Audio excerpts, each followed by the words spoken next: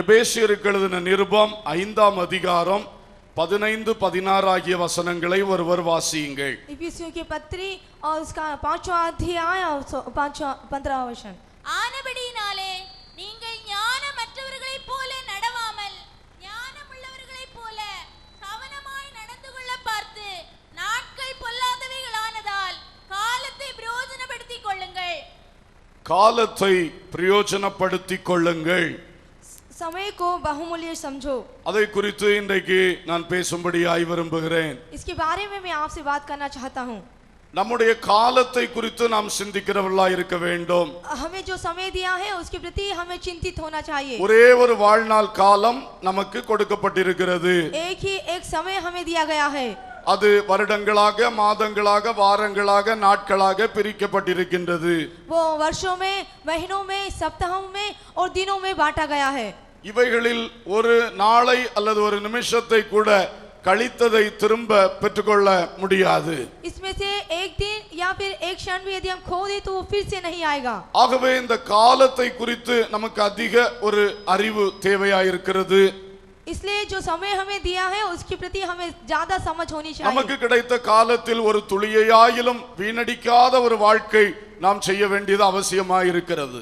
जो समय हमें दिया है उसमें हम एक भी क्षण व्यर्थ में ना गवाएं, ऐसा ध्यान रहे. பிரசங்கிகளின் புஸ்தகம் 12ஆம் அதிகாரத்திலே பார்க்கும் பொழுது सबोपदेश की पुस्तक उसका 12वां अध्याय में जब हम देखते हैं முதல் 7 வசனங்களில் வாலிப காலத்தின் முக்கியத்துவத்தை குறித்து பிரசங்கி எழுதியிருக்கிறார். पहले 7 वचनों में उसने जवानों को चेतावनी देते हुए कहा, இந்த ஆயுள் காலத்திலே ஒரே ஒரு விசை கிடைப்பது வாலிப காலம். इस जीवन में एक ही एक अवसर जो मिलता है वो महत्वपूर्ण है, वो है जवानी का अवस्था. அந்த வாலிப காலத்தை கடந்து வந்துவிட்ட நாங்கள் அநேகர் இந்த கூட்டத்தில் இருக்கிறோம். ये जो जवानी की अवस्था को हम गुजर कर आए, कुछ लोग हम यहाँ पर हैं. ஆனால் அந்த வாலிப காலத்துக்குள் காலடி எடுத்து வைத்திருக்கிறவர்களும் அந்த காலத்தினூடாய் கடந்து வருகிறவர்களும் அநேகர் எங்களோடு இங்கே இருக்கிறீர்கள். लेकिन जो जवानी की अवस्था में है या आ रहे हैं वो बहुत से हमारे बीच में हैं. நீங்கள் இந்த வார்த்தைகளை இந்த முதல் பகுதி உங்களுக்கு தான், அதை கவனித்து கேட்பீர்களாக. आज जो मैं कहना चाह रहा हूँ वो पहला भाग आपके लिए है, आप कृपया ध्यान दीजिए. வாலிப காலம் ஒரே ஒரு விசைதான் கிடைக்கும். ये जो जवानी की अवस्था है वो एक ही एक बार मिलती है. வாலிப காலம் தாண்டின பிறகு வாலிப காலத்தின் பல காரியங்களை திரும்ப அனுபவிக்க கிடைக்காது.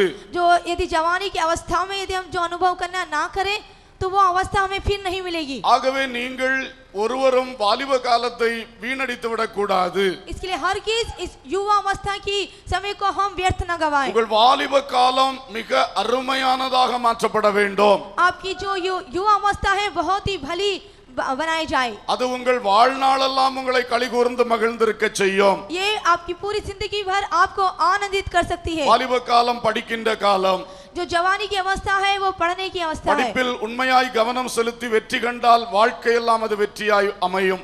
यदि पढ़ाई के क्षेत्र में ध्यान पूर्वक पढ़ाई की जाए तो उन्नति अवश्य मिलेगी. வாழ்க்கை பற்றி अनेक பாடங்களை கற்றுக்கொள்ளுகிற நல்ல காலம் வாலிப காலம். जीवन के प्रति बहुत से विषयों को जानने की जो समझ होती है वो जवानी की अवस्था. அதை கற்றுக்கொண்டு நல்ல பக்குவங்களை உள்ளத்தில் பெற்றுக்கொண்டால் பிற்கால வாழ்க்கை மிக மேன்மை உள்ளதாய் மாறும். यदि उन घटनाओं को जानकर समस्या पर यदि हम जय लाए तो भविष्य में हमारे लिए बहुत लाभदायक होगी. இந்த வாலிப காலத்தை மிக பிரயோஜனம் உள்ளதாய் மாற்றும்படி பிரசங்கி ஆலோசனை சொல்லுகிறார். ये जवानी की अवस्था को लाभदायक बनाने के लिए सबोपदेशक कहता है. அந்த वचनங்களை கவனிப்போம். इन वचनों को ध्यान दीजिए. நீ உன் வாலிப பிராயத்திலே உன் சிருஷ்டிகரை நினை. तू अपनी जवानी की अवस्था में अपने यहोवा परमेश्वर को ध्यान दे. நீ வாலிப பிராயத்தில் உன் சிருஷ்டிகர்த்தரை நினைக்க ஆரம்பித்தாய் என்றால் यदि तू अपनी जवानी की अवस्था में अपने रचने वाले को ध्यान दे நிச்சயமாக உன்னுடைய வாலிபம் மிகவும் பிரயோஜனம் உள்ளதாய் மாற்றப்படும். निश्चित रूप से तेरी जवानी की अवस्था बहुत ही लाभदायक होगी. அதனால் உன் முழு வாழ்வும் மிகுந்த மேன்மை அடையும். और उसके द्वारा पूरा जीवन प्रशंसनीय होगा. வாலிபத்தை சிறப்பான முறையில் பயன்படுத்துவதற்கு ஆரம்பம் சிருஷ்டிகரை நினைக்கின்ற நினைவு. ये जो जवानी की अवस्था है उसे अच्छी बनाने का कार्य है, वो है हमें जिसने रचा है उसको स्मरण रखना। உங்கள் சிந்தையில் நீங்கள் கர்த்தரை நினைப்பீர்களாக, हमारे विचारों में हम यहोवा का ध्यान करें, அடிக்கடி இயேசுவின் சிந்தை உங்களில் வருவதாக। बार बार आपके विचारों में यीशु का विचार आने पाए। அல்லேலூயா। हालेलुया। ஆகவே அவர் சில எச்சரிப்பான சில காரியங்களை தொடர்ந்து பேசுகிறார்। तुरंत वो कुछ चेतावनी पूर्वक कार्यों के बारे में बात करता है। தீங்கு நாட்கள் வராததற்கு முன்னும் बुराई के दिन आने के पहले எனக்கு பிரியமானவைகள் அல்ல என்று நீ சொல்லும் வருஷங்கள் உனக்கு சேராததற்கு முன்னும் और ये जो भले दिन है मेरे निकट ना आए, நீ சிருஷ்டிகரை நினைக்க வேண்டும்। तू अपने रचने सृजनहार को स्मरण रख। வாலிபம் கடந்து விட்டால் உனக்கு பிரியமில்லை என்று சொல்லக்கூடிய காலங்கள் வரும்। यदि जवानी की अवस्था गुजर जाए तो अब मुझे नहीं भाता, ऐसा समय आएगा। அதற்கு முன்னே வாலிப காலத்தில் கர்த்தரை தேடு। उसके पहले जवानी की अवस्था में तू परमेश्वर को ढूंढ। சூரியனும் வெளிச்சமும் சந்திரனும் நட்சத்திரங்களும் அந்தகாரப்படாததற்கு முன்னே கர்த்தரை தேடு। सूर्य और प्रकाश और चंद्रमा और तारागण अंधेरा हो जाएगा और वर्षा होने के पहले उसके पहले तू उसको ढूंढ। அதாவது இன்றைக்கு உனக்கு வெளிச்சமும் மேன்மையுமாய் காணப்படுகிற பல காரியங்கள் நாளைக்கு மங்கி போகும், அதற்கு முன்னே நீ கர்த்தரை தேடு। इसका मतलब है आज तुझे जो बहुत ही प्रकाशमय या उजालामय दिख रहा है वो कार्य आगे होने समय में धुंधले हो जाएंगे, उससे पहले तू यहोवा का स्मरण रख। தொடர்ந்து அவர் மனித சரீரத்தின் நிலைமையை நாசூக்காக சொல்லி இருக்கிறார்। उसके बाद जो मनुष्य की शारीरिक अवस्था होती है उसके बारे में उसने कहा, மழைக்கு பின் மேகங்கள் திரும்ப திரும்ப வராததற்கு முன்னே वर्षा होने के बाद बादल फिर घिर आते हैं, வீட்டு காவலாளிகள் தள்ளாடி, घर के पहरुए कांपेंगे। அதாவது நம்முடைய சரீரத்தை வீடு என்று வைத்து ஞானி சில காரியங்களை இங்கே சொல்லி தருகிறார்। इसका मतलब है ये जो हमारा शरीर है उसको एक घर की तुलना करते हैं। சரீரம் வீடு என்றால் வீட்டு காவலாளி யார்? यदि हमारा जो शरीर एक घर है तो इसका मालिक कौन? இந்த கைகளை எடுத்துக்கொள்ளலாம்। ये हाथ ले लीजिए। இந்த கைகள் பாதுகாக்கிறது। ये जो हाथ है आपकी रक्षा करते हैं। இந்த சரீரத்துக்கு ஒரு கஷ்டம் வந்தா ஓடி செல்லுவது இந்த கைகள்। यदि शरीर में कुछ दुख आए तो ये तुरंत जाने वाला இந்த हाथ है। வீட்டு காவலாளிகள் தள்ளாடுவதற்கு முன்னதாக तेरा जो घर का जो मालिक है वो कांपने से पहले, வாலிபம் தாண்டி வயோதிபம் வரும் பொழுது கைகள் தள்ளாட தொடங்குகிறது। ये जवानी गुजरने के बाद जब हम बुजुर्ग होते हैं तो हाथ कांपने लगते हैं। பழையது போல காரியங்களை செயல்படுத்த முடியவில்லை। पुरानी जैसे हम काम नहीं कर पाएंगे। ஒரு காலத்தில் செய்தது போல வேலை செய்ய முடியவில்லை। एक समय में हम जैसे करते थे वैसा नहीं कर पाएंगे। ஆகவே வாலிபர்களே, உங்கள் கைகள், உங்கள் வீட்டு காவலாளிகள் பலமா இருக்கக்கூடிய காலம் இது। इसलिए हे जवान, जो तेरे हाथ हैं, जो तेरे पहरू हैं, वो बहुत ही सामर्थ्य होने का समय है। இது மாறி போகும் முன்னே உன் கர்த்தரை தேடுவாயாக। ये जो अवस्था गुजर जाने से पहले तू अपने रचने वालों को स्मरण रख। இந்த நல்ல கைகளை கொண்டு கர்த்தருக்காக கிரியை செய்வாயாக। इस अच्छे कार्य को लेकर तू परमेश्वर के लिए अच्छे कार्य को कर। நாளைக்கு ஒரு நாள் விரும்பினாலும் கர்த்தருக்காய் பல காரியங்களை செய்ய முடியாத நிலைமையில் இருப்போம்। यदि अगले दिन यदि तुझे कुछ करने के लिए इच्छा भी होगी तो ऐसी अवस्था ही नहीं कर पाएगा। என் கால்களுக்கு பலவீனம், என் கைகளுக்கு பலவீனம் என்று சொல்லிக் கொண்டு இருப்போம்। तू कहेगा कि मेरे हाथों में दुर्बलताएं और मेरे पैरों में दुर्बलताएं हैं। ஆனால் இன்று நீங்கள் கர்த்தரை தேடுங்கள், கர்த்தருக்காய் கிரியை செய்யுங்கள்। लेकिन आज आप परमेश्वर को ढूंढे, उसके लिए कार्य करें। அவர் சொல்லுகிற வார்த்தைகளை உங்களுக்கு தொடர்ந்து சொல்லுகிறேன்। वो जो कहता है तुरंत आपसे कहना चाहता हूँ, வீட்டு காவலாளிகள் தள்ளாடி விட்டார்கள்। ये जो घर का मालिक है, पहरू है, वो कांपने लगे। கைகள் தள்ளாட்டம்। जो हाथ में कांपनापन। பலசாலிகள் கூனி போய் விட்டார்கள் என்று சொல்லுகிறார்। ऐसा लिखा है कि बलवंत झुक जाएंगे। தோள்கள், ये जो हमारे बाहें हैं, தோள்கள் தான் பலசாலி। ये जो हमारी बाहें हैं वो ही बलवंत है। வயசாக ஆக தோள்கள் கூனி போய்விடும்। ये जो बाहें हैं उम्र होते होते नीचे झुक जाती है। அல்லேலூயா। हालेलुया। ஆனால் வாலிபர்கள் நிமிர்ந்து நிற்பார்கள்। लेकिन जो जवान है वो सीना तान कर खड़े होते हैं, அவர்களுடைய பலசாலிகள் கூனி போகவில்லை। क्योंकि जो उनका जो बलवंत अर्थात बाह है वो झुकी नहीं। அடுத்தது, எந்திரம் அரைக்கிறவர்கள் கொஞ்சமானதினால் ஓய்ந்து போகிறார்கள்। उसके बाद लिखा है पिसनहारियों थोड़े दिन रहने के कारण जाती रहेगी। எந்திரம் அரைக்கிறவனா அந்த பற்கள்। ये जो पिसनहारी अर्थात हमारे दांत। சொல்லுவாங்க வாலிப காலத்துல கல்ல தின்னாலும் ஜீரணிக்கும்னு சொல்லுவாங்க। ऐसा कहा जाता है कि यदि जवानी की अवस्था में पत्थर भी खाए तो वो हजम हो जाएगा। எதை போட்டாலும் அரைச்சு உள்ள தள்ளிரும், நல்ல ஸ்ட்ராங்கான பற்கள், अच्छे स्ट्रांग दांत होने के कारण जो भी खाते हैं वो पच जाता है। உள்ளேயும் நல்ல ஜீரணம் ஆயிடும், அங்க உள்ள கிரைண்டரும் சரியா வேலை செய்யும்। उस समय जो अंदर हमारा है मशीन है वो अच्छी तरह से काम करेगी। ஆனா வயசாகும் போது लेकिन जब हमारी उम्र हो जाएगी எந்திரம் அரைக்கிறவர்கள் கொஞ்சமா மாறிடுவாங்க, ये जो जो काम करने की शक्ति वो कम हो जाएगी, ஒவ்வொன்னா போயிடும்। एक एक करके वो जाती रहेगी। அப்புறம் கொஞ்சமானனால ஓய்ந்து போயிடும், थोड़े होने के कारण वो घट जाएगी, பழைய வேலை நடக்காது உள்ள, जो पहले होने वाले काम नहीं हो पाएंगे। சொல்ல நல்ல குழச்சி சோறு வச்சு கொடு, और फिर कहेगा कि जो खाना है वो अच्छी तरह पका कर दी जाए, ராத்திரிக்கு கஞ்சி போதும், और रात्रि के समय में थोड़ा सा गला हुआ चोर होकर, இங்க வேலையாட்கள் கொஞ்சம், क्योंकि यहाँ पे जो दांत हैं वो कम हो गए हैं, அதுதான் சொல்லி இருக்கிறார்। इसलिए वो कहता है அல்லேலூயா, हालेलुया। நமக்கு நல்ல பற்கள் ஆண்டவர் தந்திருக்கிறார்। अब जो अवस्था में हमें अच्छे दांत प्रभु ने दिए हैं, முன்னால இருக்கிற 4 பற்கள் கத்தி மாதிரி கட்டிங் எட்ஜ், நல்ல வெட்டக்கூடிய பற்கள், आगे रहने वाले जो 4 दांत हैं वो अच्छी तरह से काटने वाले दांत हैं। அந்த 4 தாண்டோன்னா 2 தூண்கள் மாதிரி 2 பல்லு நிக்கும், பார்த்திருக்கீங்களா? நல்ல பஞ்சிங் டீத், உலக்க மாதிரி தந்திருக்கிறார்। 4 के बाद जो 2 दांत और आते हैं और भी ज्यादा वो धार वाले दांत हैं। அதுக்கு பிறகு உள்ள செட்டா இருக்கும், அதுக்கு பேரு கடவாய் பற்கள்னு சொல்லுவோம், டபுளா சேர்ந்து இருக்கும், அதுதான் சரியான கிரைண்டர்। और उसके बाद जो मसूड़े वाले उसके बाद दांत हैं वो ही अच्छे और मजबूत दांत हैं। எல்லாம் இங்க சவைத்து அரைத்து தள்ளிடும், ये सभी अच्छी तरह से चबा कर ले लेगी। இப்படி அழகான பற்கள் 32 பற்கள், इस तरह से सुंदर दांत 32 दांत, இது வாலிப காலத்துல தான் ஸ்ட்ராங்கா இருக்கும்। ये केवल जवानी की अवस्था में ही मजबूत रहेंगे। அப்போ நீ ஒழுங்கா எல்லாம் சாப்பிடு, तो तुझसे जो हो सकता है तू खा सकता है, எல்லாம் மரக்கறியும் சாப்பிடு, जितनी सब्जियां हैं तू खा सकता है, எனக்கு கத்தர் கொடுக்கறதெல்லாம் சாப்பிடு। और परमेश्वर तुझे जो देता है वो सब तू खा सकता है। அல்லேலூயா। हालेलुया। பிறகு வயசான பிறகு என்ன செய்ய முடியும்? जब उम्र ढल जाएगी तो तू क्या कर पाएगा? அல்லேலூயா। हालेलुया। ஆகவே வயசாகும் பொழுது இந்த எந்திரம் அரைக்கிறவர்கள் ஓய்ந்து போவார்கள், इसलिए जो उम्र ढल जाएगी तो जो दांत रूपी पीसनहार है वो कम हो जाएगी। அடுத்தது பலகணி வழியாய் பார்க்கிறவர்கள் இருண்டு போகிறதற்கு முன்னும், और लिखा है झरोकों में से देखने वाली अंधी हो जाएगी। நம்ம எல்லாருடைய சரீரமாகிய வீட்டிலும் பலகணி வழியா 2 பேர் பார்த்துக்கிட்டே இருக்கா।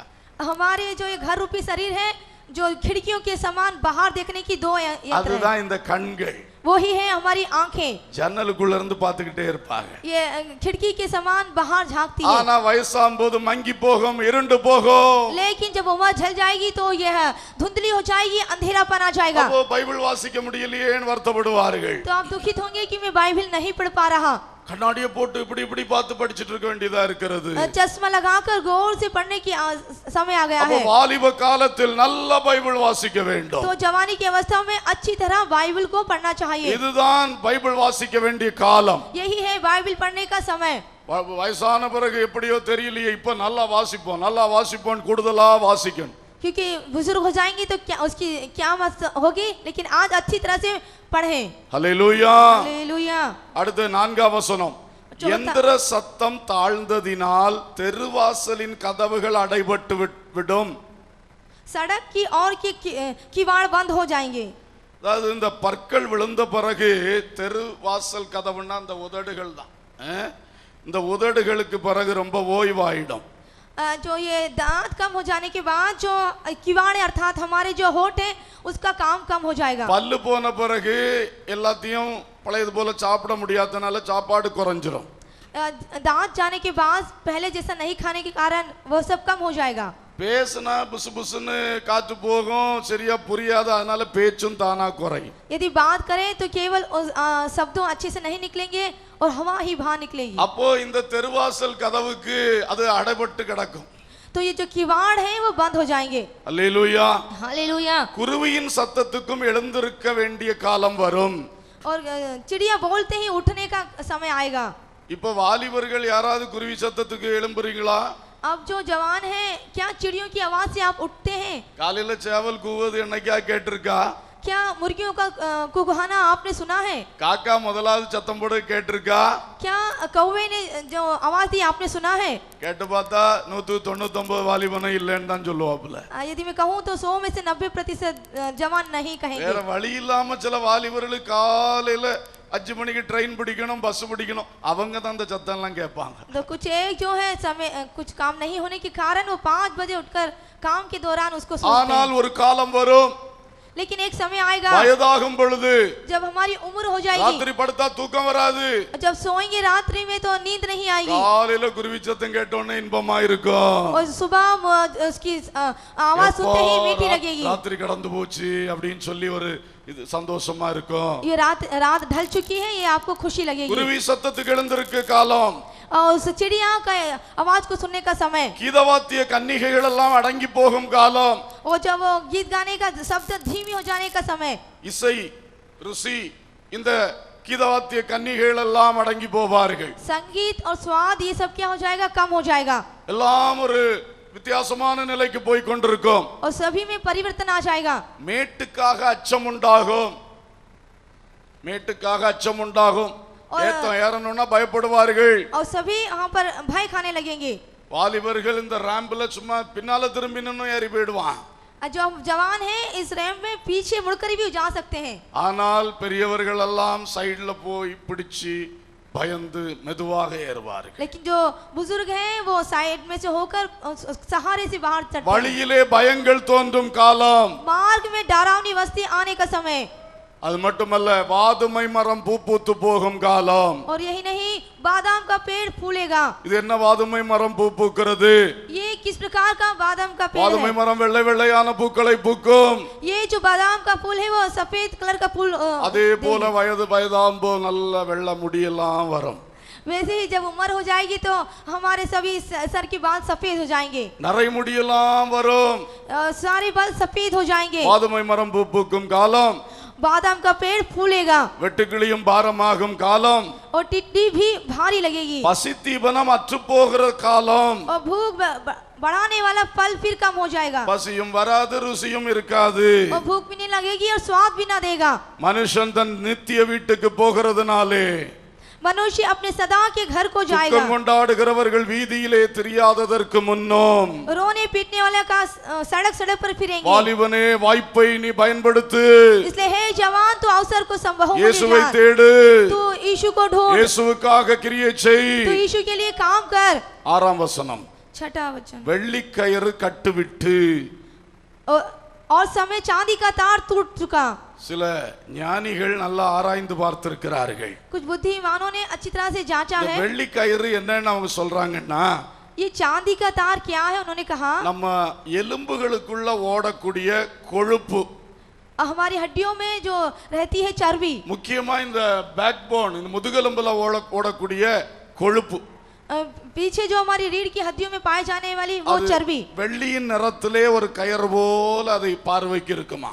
वो कैसी होगी? चांदी के तार के टुकड़े के समान. அதுதான் சரீரத்தில் உள்ள எல்லா அவயவங்களை அசைய பண்ணக்கூடிய அந்த கிரியைகளை செய்கிறதாம். ये जो चर्बी है शरीर के सारे अंगों को काम करने की शक्ति देती है. இந்த வெள்ளி கயிறு கட்டுவிட்டு போகும். ये जो चांदी का तार है 2 टुकड़े हो जाएगा. அதோடைய அந்த டெம்பர் குறைய குறைய எல்லாம் தள்ளாட்டமும் பலவீனமும் வர ஆரம்பிக்கும். और इसका असर कम होने से सारे अंग कांपने शुरू हो जाएंगे, பொற்கிண்ணி நசுங்கும். और सोने का कटोरा टूटेगा. இதற்கு விளக்கம் கொடுத்திருக்கிறார்கள். इसका एक उत्तर दिया गया है. மனித மூளையிலே मनुष्य के दिमाग में உள்ளாக ஒரு ஜவ் இருக்கிறதாம். एक प्रकार का जव पाया जाता है. அந்த ஜவ் ஒரு கிண்ணம் போல ஷேப்ல இருக்குமா. ये जो जव है उसका आकार कटोरे का समान होगा. அதுக்கு பயஸ் மதர்னு அதுக்கு பேர், அதாவது பக்தி உள்ள தாயின்னு தமிழ்ல அதுக்கு அர்த்தம். उसका मतलब है भक्तिपूर्ण माँ. அதுதான் மூளையை பாதுகாத்து கொண்டிருக்கிறதாம். वो ही आके जो दिमाग का है सुरक्षा देती है. அது அதோடைய செயலை விடுகின்ற ஒரு காலம், उसका जो काम करने का टूटने का एक समय होगा. அப்போ அங்க அதுக்கு வரக்கூடிய மாற்றம் சரீரங்களில் பல இடங்கள் செயல் இழக்கக்கூடிய நிலையை உண்டாக்கும். तो जब इसमें परिवर्तन आएगा तो शरीर की कुछ कामों को खो देने का समय आएगा பொற்கிண்ணி நசுங்கி போகும் காலம் வரும். और सोने का कटोरा टूटेगा. ஆகவே வாலிபனே சிருஷ்டிகரை நினைப்பாயாக. इसलिए हे जवान तू अपने जवानी में यहोवा को स्मरण रख. ஊற்றின் அருகே சால் உடையும் நேரம் வரும். सोते के पास का घड़ा फूटेगा. இந்த ஊற்றுன்னு எதை சொல்றார்கள் என்றால் ये जो पानी का सोता है वो क्या कहता है? ரத்தம் ஊறி வருகிற ஒரு இடம் இருக்கிறது. हमारे शरीर में जो लहू उत्पन्न करने का एक स्थान है. அது இருதயத்தில் உள்ள ரைட் வென்ட்ரிக்கிள், இதயத்தில் உள்ள கீழறை, हृदय के एक अंगों में அதிலே இருந்து அந்த சால் என்று சொல்லுவது அந்த நரம்புகள், அந்த ரத்தத்தை கொண்டு வர்ற நரம்புகள். ये जो घड़ा यहाँ पे कहा गया है वो नसें हैं जो लहू को हृदय में लेकर आती है. ஆகவே இந்த நரம்புகள், இந்த வெயின்ஸ் வந்து திரும்ப ரத்தத்தை ஹார்ட்டுக்குள்ள கொண்டு வர்றதுக்கு குறைவுபட தொடங்கும். और जो ये नसें हैं लहू को हृदय में लेकर आने की तो शक्ति है वो कम हो जाएगी. அது குறைய குறைய வாழ்க்கை முடிவுக்கு நேராய் போய் கொண்டிருக்கிறது என்ற அர்த்தம். यदि घट जाए तो हमारा जो जीवन है अंत की ओर जा रहा है, इसका अर्थ அதுதான் ஊற்றின் அருகே சால் உடைந்து என்று சொல்லி இருக்கிறாராம். इसलिए वो कहा है सोते के पास का घड़ा फूटेगा. இன்னொன்று சொல்றார், துறவு அண்டையிலே உருளை நொறுங்கி. और कहा है कुंड के पास रहट टूट जाएगा. तो துறவு என்பது இதயத்தின் இன்னொரு கீழறை, லெஃப்ட் வென்ட்ரிக்கிள், இடது பக்கம் இருக்கிற கீழறை என்று குறிப்பிடுகிறார்கள். और जो कुंड है वो हृदय के बाएं ओर पाए जाने वाला एक कुंड. அதிலிருந்து உருளை என்று சொல்லுவது அங்கிருந்து புறப்படுகிற இரத்த குழாய்கள், தமனிகள், அவைகள் மூலமாக அவைகள் பிரஷர் பண்ணி பம்ப் பண்ணி விடுகிறதுனால தான் அந்த பிளட் அப்படியே சரீரம் முழுசும் வருகிறது. ये जो राहट का उदाहरण दिया गया है यही जो लहू को पंप करके दूसरे अंगों में जाने की शक्ति देता है. முதல்ல உள்ளது இருதயத்துக்கு போகிற ரத்தம், இப்ப சொல்றது இருதயத்திலிருந்து சரீரத்துக்கு வரக்கூடிய ரத்தம். पहले जो कहा कि हृदय में जाने वाला लहू और अब जो कहा है उस हृदय में से लहू दूसरे अंगों तक पहुंचता है. ஊற்றின் அருகே சால் உடைந்து போகிறது, कुंड के पास का रहट टूट जाएगा துறவண்டையிலே உருளை நொறுங்கி போகிறது. और वो फूटेगा. இந்த உருளை நொறுங்கி போறதுன்னு சொல்லி இருக்கிறதே ரத்த பம்ப் பண்றதுல வரக்கூடிய குறைபாடு. ये जो रहट टूट जाएगा वो जो पंप लहू को करता है वो उसकी शक्ति कम हो जाएगी. அது கூட கூட பல்ஸ் குறைய ஆரம்பிக்குமா. जो पल्स है वो कम हो जाएगी. பிறகு பல்ஸ் போய் ஜீவனே போயிடும். इसके बाद जीवन खत्म हो जाएगा. அப்போ இதெல்லாம் அன்றைக்கு இந்த ஞானி எப்படி எழுதி வச்சார்னு ரொம்ப ஆச்சரியமா இருக்கிறது. तो उन दिनों इस ज्ञानी ने कैसा लिख के रखा, समझ रखा है. அன்றைக்கு இவ்வளவு மெடிக்கல் சயின்ஸ் அறிவு இருந்திருக்குமா? क्या उस दिन इस मेडिकल में इतनी उन्नति हो चुकी होगी? ஆனா ஆச்சரியமான வேத வசனங்களாக இருக்கிறது. लेकिन चमत्कार रूप से वचन लिखा है. இன்றைக்குள்ள மெடிக்கல் சயின்ஸ் அறிவிலே இதை கண்டுபிடித்து சொல்லிக் கொண்டிருக்கிறார்கள். आज इस मेडिकल साइंस की खोज में इस बात को बताया जा रहा है. ஆகவே நம்முடைய விசுவாசம் ஒன்று கூட வர்த்திப்பதாக. इसलिए हमारा विश्वास और अधिक बढ़ने पाए. தேவ வசனத்தை அப்படியே விசுவாசிப்போமாக. परमेश्वर का वचन हम वैसे ही ग्रहण कर लें. நம்முடைய பாயிண்ட்க்குள்ள வருவோம். हम अपने विषय पर आए. இப்படி எல்லாம் எல்லா சரீரங்களுக்கும் வரும். इस तरह से सारे अंगों के ऊपर आएगा. ஆகவே வாலிபர்களே இன்றைக்கு உணர்வடையுங்கள். इसलिए हे जवान आज आप चेत जाएं. உங்களுக்கு உச்சந்தலை முதல் உள்ளங்கால் வரை நல்ல ஒரு இயக்கம் செயல்பாடு இருக்கின்ற இந்த நாட்களை பயன்படுத்துங்கள். आपकी जो सर के बाल से लेकर पैर के नखों तक के आज तक के जो आपके अच्छे இயேசுவுக்காக வாழுங்கள். आप यीशु के लिए இயேசுவுக்காக கிரியை செய்யுங்கள். यीशु के लिए कार्य करें. ஒரு தானியேலை போல வாழ்க்கையை கரைப்படுத்தாமல் கர்த்தருக்கு சாட்சியாய் நில்லுங்கள். दानियेल के समान अपना जीवन गंदा ना होए, यीशु के लिए गवाही के लिए ஒரு बने. யோசேப்பை போல வாலிபத்தை கரைப்படுத்தாமல் கர்த்தருக்கு சாட்சியாய் நில்லுங்கள். यीशु के समान अपने जीवन को ना गंदाते हुए यहोवा के लिए साक्षी ஒரு बने. எஸ்தரை போல வாலிபத்தை கரைப்படுத்தாமல் கர்த்தருக்கு சாட்சியாய் நில்லுங்கள். एस्तर के समान अपनी जवानी को गंदा ना करते हुए गवाही में खड़े रहे. அதோட மிகுந்த மேன்மைகளை வருங்காலத்தில் நீங்கள் அனுபவிப்பீர்கள். उसकी सारी प्रशंसा को आने वाले समय में आप पाएंगे. இன்று நீங்கள் உணர்வடைய வேண்டும். आज आप चेत जाने पाए. இயேசு என்னை ஒரு நல்ல நிலையில் நடத்தி கொண்டிருக்கிறார். क्योंकि यीशु आपको एक अच्छी स्थिति में चला रहा இந்த है. நல்ல காலத்தில் ஒரு நிமிஷத்தை கூட நான் வீணடிக்க கூடாது. इस अच्छे समय को एक क्षण भी आप ना गवाएं. நல்லா படிக்கணும், अच्छी तरह पढ़ाई करनी चाहिए. நல்ல புத்தகங்கள் படிக்கணும், अच्छी पुस्तकों को पढ़नी நல்ல चाहिए அறிவை வளர்க்கணும். और ज्ञान को बढ़ाना चाहिए. நான் பல காரியங்களிலே கற்று தேர்ந்தவனாய் மாற வேண்டும். बहुत से कार्यों में हमें समर्थ होना चाहिए. பல நல்ல கலைகளை படிக்க வேண்டும். कुछ अच्छी शिक्षाओं को समझना चाहिए। எதெல்லாம் கற்றுக்கொள்ள வாய்ப்பு கிடைக்கிறதோ எல்லா நல்ல காரியங்களை கற்றுக்கொள்ள வேண்டும். जिस किसी सीखने का यदि समय है उसको अच्छी तरह सीखना चाहिए। உழைக்கிற வாலிபர்கள் जो परिश्रम करने वाले जवान சிறப்பாக உழைக்க வேண்டும். अच्छी तरह से परिश्रम இது करना உழைக்க चाहिए, வேண்டிய காலம். क्योंकि यह परिश्रम करने का இளம் समय, பிராயத்திலே நுகத்தை சுமப்பது மனுஷனுக்கு நல்லது.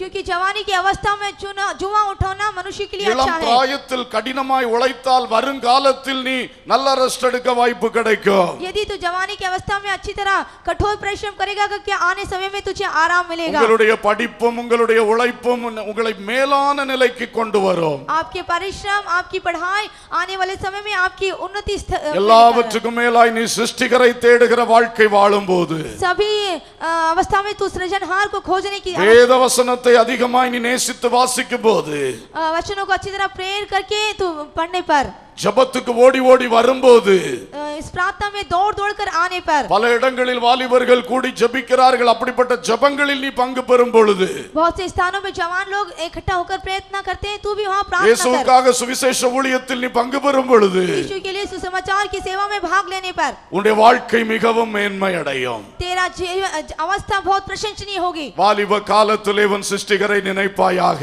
जवानी के दिनों में अपने सृजनहार को स्मरण रख। இரண்டாவதாக दूसरी बात, இயேசு சொன்ன ஒரு வசனத்தை வாசியுங்கள். यीशु ने कहा वचन पढ़ेंगे, யோவான் 12:35.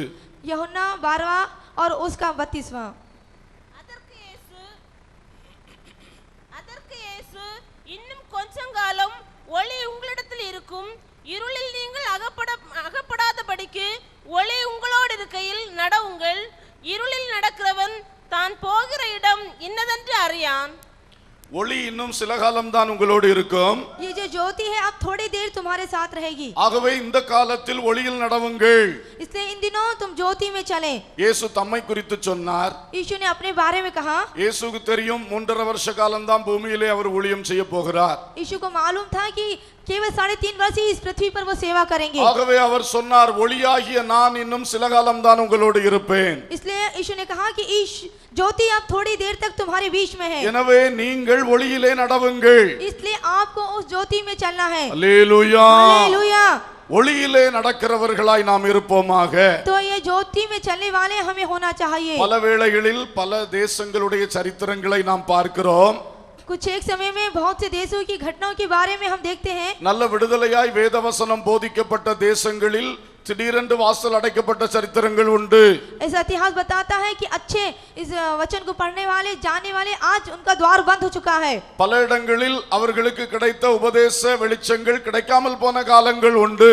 बहुत से समय में इसके द्वारा जो प्रकाश मिलता है, उपदेश मिलते हैं, अब वो बंद होने का समय। ஆகவே ஒளி நமக்கு கிடைக்கும் பொழுது ஒளியிலே நடக்க வேண்டும். इसलिए जब ज्योति हमें मिलती है तो उसमें हमें चलना चाहिए। அல்லேலூயா. हालेलुया। இருட்டிலே அகப்பட்டு விட்டவர்கள், जो अंधेरे में आ चुके हैं, எனக்கு அந்த அனுபவம் உண்டாயிருக்கிறது, உங்களில் பலருக்கும் அது உண்டாயிருக்கும். मेरा भी ऐसा अनुभव है, हो सकता है आपका कुछ अनुभव होगा। நம்ம ரோட்ல தப்பி தவறி இருட்டுல அப்படி நடந்து கொண்டே இருப்போம். सड़क पर यदि अंधेरे में हम ऐसे चलते रहने पर திடீரென்று பின்னால இருந்து ஒரு வாகனம் வந்து ஒளி வீசும். अचानक से पीछे एक वाहन आकर प्रकाश देगा। அந்த ஒளி கிடைத்தோன்னா வேகமா நடப்போம். उस उजाले में तेजी से चलते हैं, ஏன்னா அந்த கார் திடீர்னு பாஸ் பண்ணி போயிடும். क्योंकि वो अचानक से कार हमें पास करके அவ்வளவு आगे நேரம் जाएगी। தான் அந்த ஒளி கிடைக்கும். उतने समय तक ही वो प्रकाश मिल पाएगा। இருட்டுக்குள்ள ஒவ்வொரு ஸ்டெப்பா எடுத்து வச்சிட்டு இருப்போம். और उसके बाद हम उस अंधेरे में एक एक स्टेप आगे बढ़ाएंगे। அப்ப ஒளி கிடைக்கிற காலம் நல்லா நடந்துறணும். तो जब ज्योति मिलती है, प्रकाश मिलता है, तब अच्छी तरह चलने चाहिए। எவ்வளவு முன்னால போக முடியுமோ போயிரணும். जितना अधिक आप आगे बढ़ सकते हैं उतना बढ़ेंगे। இதே போலதான் इसी அல்லேலூயா. तरह நமக்கு கிறிஸ்துவின் வசனமாகிய ஒளி கிடைக்கிற நேரம் நல்ல ஆவிக்குரிய ஜீவிதத்துல முன்ன போகணும். जब हमें मसीह रूपी ज्योति अच्छी तरह मिलती है वचन, तो उसे बहुत ज्यादा पढ़कर लेना चाहिए। எவ்வளவு தீர்மானங்கள் எடுத்து முன்ன போக முடியுமோ அவ்வளவு தூரம் வேகமா போக வேண்டும். जितना अधिक अच्छे निर्णय ले सकते हैं लेकर आगे बढ़ें। சில வேளை கிடைக்காத காலங்கள் வரலாம். कुछ एक समय आपको वो ना मिले ऐसा समय आएगा. அல்லேலூயா. हालेलुया. சிலர் வேலை நிமித்தம் படிப்பு நிமித்தம் வேற இடங்களுக்கு எல்லாம் போவாங்க. कुछ एक लोग काम के अनुसार पढ़ाई के क्षेत्र में बाहर जाते हैं. எல்லா இடங்களிலும் சத்திய வசனங்கள் உபதேசங்கள் சரியா கிடைக்கிறது இல்ல. सभी जगह में सत्य और उपदेश अच्छी तरह नहीं बताए जाते. அப்ப கிடைக்கிற காலம் நல்ல ஓட்டத்தை ஓட வேண்டும். तो जब आपको मिलता है तब अच्छी दौड़ आप दौड़ें. கிடைக்காத காலம் ஓட்டம் கொஞ்சம் ஸ்லோவா இருந்தாலும் இதே பாதையில் தொடர வேண்டும். यदि नहीं मिलेगी तो भी अपनी दौड़ को इसी स्तर पर रखें. அல்லேலூயா. हालेलुया. இருக்கிற வாலிப பிள்ளைகள் வாலிப தம்பிமார் எல்லாம் இதை கவனிக்க வேண்டும். यहाँ पर जवान भाई और बहन इसको ध्यान दें. கர்த்தர் உங்களுக்காய் ஜெபிக்கிற மக்களை தந்திருக்கிறார். உபதேசங்கள் உங்களுக்கு பல நிலைகளில் ஊட்டிக் கொண்டே இருக்கிறோம். परमेश्वर ने आपको प्रार्थना करने वाले लोग दिया है, अच्छे शिक्षाओं को वो आपको दे रहे हैं. உங்களுக்கு Sunday school, junior church, youth meeting என்று சொல்லி எத்தனை விதங்களில் உங்களுக்கு படிப்பித்து தந்து கொண்டே இருக்கிறோம். यहाँ पर संडे स्कूल, जूनियर चर्च और यूथ मीटिंग के द्वारा बहुत सी बातों को बताया जाता है. இதையெல்லாம் பெற்றுக்கொள்ளுகிற காலத்தில் நல்ல ஆண்டவர் இயேசுவுக்காக எழும்பி பிரகாசியுங்கள். इन सभी को प्राप्त करने का समय है. आप प्राप्त करके यीशु के लिए उजाला दें. சில வேளை படிப்பு நிமித்தம் வேலை நிமித்தம் போன இடத்திலே நமக்கு உபதேசம் உள்ள இடங்கள் கிடைக்காம இருந்தாலும் कुछ एक समय में पढ़ाई के दौरान या काम के दौरान बाहर जाने पर ऐसी शिक्षा ना मिलने पर ஒருபோதும் சிறு வயதில் கற்றுக்கொண்டதையும் பெற்றுக்கொண்டதையும் விட்டு வலதுபுறம் இடதுபுறம் சாய்ந்து போகவே கூடாது. हरगिज जो छोटी अवस्था में से आपने पाया है दाहिने और बाहिने उसको छोड़कर न मुड़े. இங்கே போல உன்னை உற்சாகப்படுத்த அங்கே ஆட்கள் இருக்க மாட்டார்கள். यहाँ पर जैसे आपको उत्साह करते हैं वहाँ पर ऐसे लोग नहीं मिलेंगे. ஆனால் உன் ஓட்டம் ஒருவேளை கொஞ்சம் ஸ்லோவா இருந்தாலும் ஸ்டடியா இருக்க வேண்டும். लेकिन वहाँ पर तेरी यदि दौड़ स्लो भी रहे तो भी आपको मजबूत बना रहना चाहिए. அல்லேலூயா. हालेलुया. ஒளி உங்களோடு இருக்கையில் காலத்தை பயன்படுத்துங்கள். जो ज्योति आपके साथ में है तब उसका आप अच्छा काम लें. நான் கூட சபை ஊழியத்திலே ஒரு காரியத்தை நான் பார்த்திருக்கிறேன். मैं इस चर्च की सेवा में मैंने एक बात को देखा है. ஒரு குறிப்பிட்ட காலம் சபைக்காக ஜெபித்து வசனத்துக்காக காத்திருக்கும் போது நல்ல வெளிப்பாடுகள் வந்து கொண்டே இருக்கும். एक सही समय पर बाट जोते हुए इंतजार करते वचन का जब ध्यान करता हूँ तो अच्छा प्रकाशन मिलता था. அடுத்து ஒரு காலத்தை பார்க்கும் பொழுது அது கிடைப்பது ரொம்ப கடினமாக இருக்கும். और फिर थोड़े समय के बाद वो मिलना बहुत कठिन हो गया. அது மாறி மாறி வருகிறதை நான் பார்த்திருக்கிறேன். ऐसे समय आते जाते हैं मैंने देखा. அது பல ஃபேக்டர்ஸ் அதுல இருக்கலாம். और कुछ एक फैक्ट्स हो सकते हैं. ஆனா நமக்கு எப்பவும் அந்த வெளிச்சம் அப்படி கிடைத்துக் கொண்டு இருப்பதில்லை. लेकिन हमेशा वही प्रकाश ज्योति हमें नहीं मिलती रहेगी. அதனால சில வேளை ஒரு தேவ செய்தியின் மூலம் கர்த்தர் நமக்குள் ஒரு வெளிச்சத்தை பற்ற வைக்கும் போது அதை நல்லா பயன்படுத்தி நல்ல முன்னேற்றத்துக்குள்ள வரணும். तो जब हमें वचन के द्वारा एक अच्छा प्रकाश हमें देता है तो उसे ग्रहण करके अच्छा प्रकाश देना चाहिए. ஒரு நாள் கிடைக்கிற தேவ செய்தியை போல எல்லா நாளும் கிடைக்கும் நம்ம நினைக்க முடியாது. यदि एक दिन अच्छा संदेश मिल गया तो वह हमेशा मिलेगा ऐसा नहीं कहा जा सकता. கிடைக்கிற ஒளியை பயன்படுத்தி எவ்வளவு மேக்ஸிமம் முன்ன போக முடியுமோ அந்த ஒரு வேகம் நம்மிடத்தில் இருக்க வேண்டும். जितनी ज्योति समय पर मिलती है उसको आप ग्रहण करके यदि आगे बढ़े तो आपका बहुत अच्छा அந்த होगा. வாஞ்சையும் வேகமும் இருந்தால் நிச்சயம் நாம் அந்த ஒளியின் காலத்தை பிரயோஜனப்படுத்திக் கொள்வோம். वो चाहत आशा आपके अंदर होगी तो आप उस ज्योति का लाभ अच्छी तरह उठा पाएंगे. ஒளி உங்களோடு இருக்கையில் காலத்தை பிரயோஜனப்படுத்திக் கொள்ளுங்கள். इसलिए जब ज्योति तुम्हारे पास है तो उस समय का आप उपयोग करें. சில சம்பவங்களை உங்களுக்கு சொல்லுகிறேன். कुछ एक घटना कहना चाहता हूँ. மத்தேயு 24ஆம் அதிகாரம் मत्ती इसका 24वां अध्याय 37 தொடங்கி 39 வரை சொன்ன வசனங்களை வாசியுங்கள். 37 से 39 वचन तक. நோவாவின் காலத்தில் எப்படி நடந்ததோ அப்படியே மனுஷகுமாரன் வரும் காலத்திலும் நடக்கும்.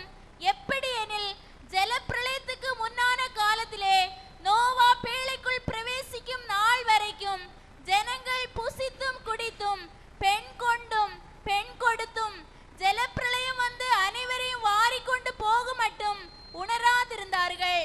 அப்படியே மனுஷகுமாரன் வரும் காலத்திலும் நடக்கும். நோவா காலத்திலே வாய்ப்பு கொடுக்கப்பட்டும் உணராதிருந்து காலத்தை பிரயோஜனப்படுத்தாமல் போனார்கள். नूह के समय में जब उन्हें अवसर दिया मन बदलने का लेकिन उन्होंने उसका लाभ नहीं उठाया. நோவாவுக்கு பேழை குறித்த தரிசனம் கிடைத்த பிறகு जब नूह को जहाज बनाने का एक दर्शन मिला அந்த பேழையை கட்டி முடிக்கின்ற காலம் அளவும் जो जहाज बनाने के समय का एक अंत तम அவர் அந்த பேழையினுடைய ரகசியத்தை குறித்து மக்களுக்கு சொல்லிக் கொண்டும் இருந்தார். इस जहाज के प्रति जो भेद था उसने लोगों को बताया था. நீதியை பிரசங்கித்த நோவா என்று பைபிள் சொல்லுகிறது. बाइबल कहती है कि उसने धार्मिकता का प्रचार किया. அப்ப இந்த மக்களுக்கு அந்த பேழை கட்டுமான பணி நடக்கின்ற அவ்வளவு காலமும் ஒரு கிருபையின் காலம். तो ये जो जब तक कि जहाज बन रहा था तब तक कि उन्हें अनुग्रह का समय मिला था. பேழையின் வாசல் திறந்தே இருக்கிறது. ये जो जहाज का जो द्वार था वो खुला हुआ था. நோவா நீங்க பேழைக்குள்ள போகும்போது என்னையும் கூப்பிடுங்க நானும் வரேன்னு வந்து சொல்லதுக்கு வாய்ப்பு இருக்கிறது. नो तो इस जहाज को बना और हम इसके साथ आएंगे ऐसा कहने का अवसर था. ஆனால் இந்த ஜனங்கள் பேழையை பற்றி சிந்திக்காமல் நோவா சொல்லதை கேட்காம அங்க கல்யாணம் நடத்துவதிலும் அதை செய்வதும் இதை செய்வதிலுமே இருந்தார்கள். लेकिन लोग जो नूह की बात पर ना ध्यान देते हुए शादी विवाहों में खाने पीने में लगे हुए थे. அவர்களுக்கு இந்த உலக வாழ்க்கை தான் பிரதானமாய் தெரிந்தது. उन्हें संसार का जीवन ही की मुख्यता जान पड़ रही थी. எனக்கு வீடு கட்டணும் குடும்பம் ஆகணும் அதை செய்யணும் இதை செய்யணும் அதிலே கவனம் செலுத்தி கொண்டிருந்தார்கள். मुझे घर बनाना है परिवार बनाना है इसी में उन्होंने अपना ध्यान लगाया பணத்தை था. சம்பாதிக்கணும் தொழிலுக்காக ஓடணும் இதெல்லாம் நடந்து கொண்டே இருக்கிறது. धन को कमाना है व्यापार के लिए दौड़ना है यही चल रहा था. ஆனால் அவர்களுக்கு கொடுக்கப்பட்ட காலம் கொஞ்சம் கொஞ்சமாய் கரைந்து கொண்டு வந்தது. लेकिन जो उन्हें समय दिया था थोड़ा थोड़ा करके वो घट गया. அவர்களோ உணராதிருந்தார்கள். लेकिन उनको इन बात का मालूम नहीं हुआ. ஒரு நாள் பேழையின் வாசல் அடைக்கப்பட்டது. एक दिन जो जहाज का द्वार बंद हो गया. பிறகு எங்க கல்யாணம் நடத்த எங்க வீடு கட்ட तो कहां पर विवाह किया जाए और कहां घर बनाया जाए. சம்பாதிச்சதை எங்க அனுபவிக்க ये जो कमाया है उसका कैसा लाभ उठाए. எல்லாம் தண்ணீர் கொண்டு போனது. सभी इस पानी में डूब गया. என்ன சங்கடமான நிலை. क्या ही दुखदायी स्थिति. காலத்தை பிரயோஜனப்படுத்தவில்லை. क्योंकि उसने अवसर को बहुमूल्य नहीं जाना. நோவாவும் அவன் குடும்பத்தைச் சேர்ந்த 8 பேர் மட்டும்தான் அந்த காலத்தை பிரயோஜனப்படுத்தினார்கள். नूह और के परिवार के 8 लोग ही उस जहाज में प्रवेश करने पाए. அன்பான சகோதரனே சகோதரியே நாம் இன்றைக்கு உணர்வோடு வாழுகிறோமா உணராதிருக்கிறோமா?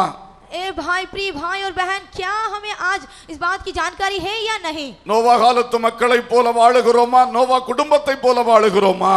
क्या हम नूह के समान समय के लोगों के साथ जी रहे हैं या फिर उसके परिवार के समान. நமக்குள் ஒரு உணர்வு வர வேண்டும். हमें एक बात का एहसास होना चाहिए. அன்றைக்கு பேழையின் வாசல் அடைக்கப்பட்டது போல திடீரென்று ரட்சிப்பின் வாசல் அடைக்கப்படும். उन दिनों जैसे जहाज का द्वार बंद हुआ था आज अचानक उद्धार का द्वार बंद हो जाएगा. அன்றைக்கு பெருமழை வந்தது போல திடீரென்று இயேசுவின் வருகை சம்பவிக்கும். जैसे उस दिन जल प्रलय आया था आज भी अचानक प्रभु यीशु मसीह का आगमन होगा. அந்த நாளையும் நாளிகையும் இயேசு சொல்லிவிட்டு வர மாட்டார். वो दिन और वो समय यीशु बोलकर नहीं आएगा. தேவ பிள்ளையே நீ ஆயத்தமாய் இருக்கிறாயா?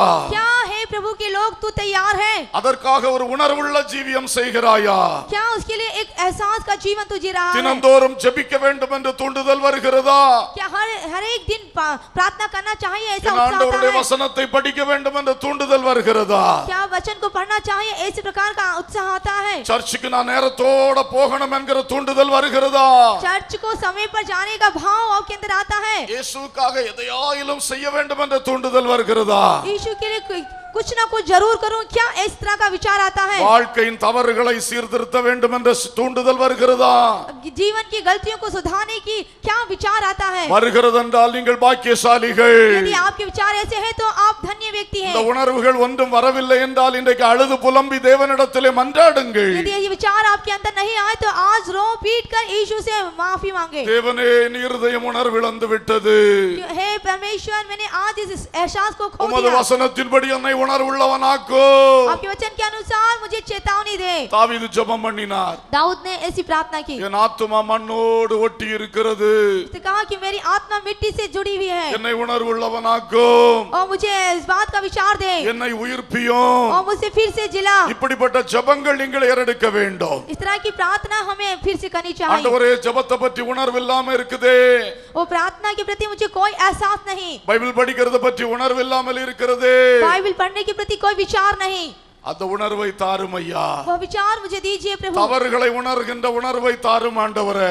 गलती का एहसास होने का विचार मुझे அப்படி दीजिए. உணர்வுள்ள இருதயத்தோடு வாழ்ந்தால் காலத்தை பிரயோஜனப்படுத்திக் கொள்ளலாம். इसके लिए सही एहसास आपके अंदर है तो आप समय का बहुमूल्य अवसर आप प्रयोग करेंगे. இன்னொரு சம்பவத்தை சொல்லுகிறேன்.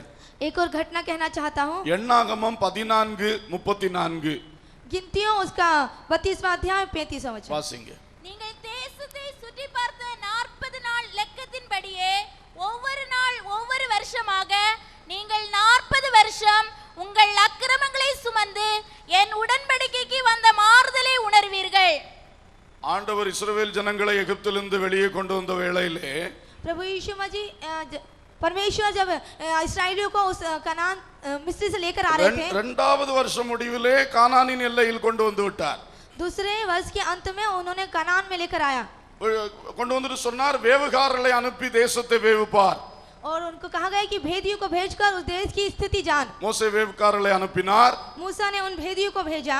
அவங்க வந்து 2 பேர் நல்ல அறிக்கை சொன்னாங்க, 10 பேர் கெட்ட அறிக்கை சொன்னாங்க. दो ने उसकी अच्छी जानकारी दी और दो ने उसकी खराब. அந்த தவறான அறிக்கை சொன்ன 10 பேர் சொன்னதை கேட்டு சபை முழுவதும் குழம்பி போனார்கள். ये जो गलत जानकारी दी थी उसको सुनकर मंडली झुलस गई. தேவன் சொல்லுகிறார், நீ உள்ளே போ. परमेश्वर कहता है कि तू उसके अंदर जा.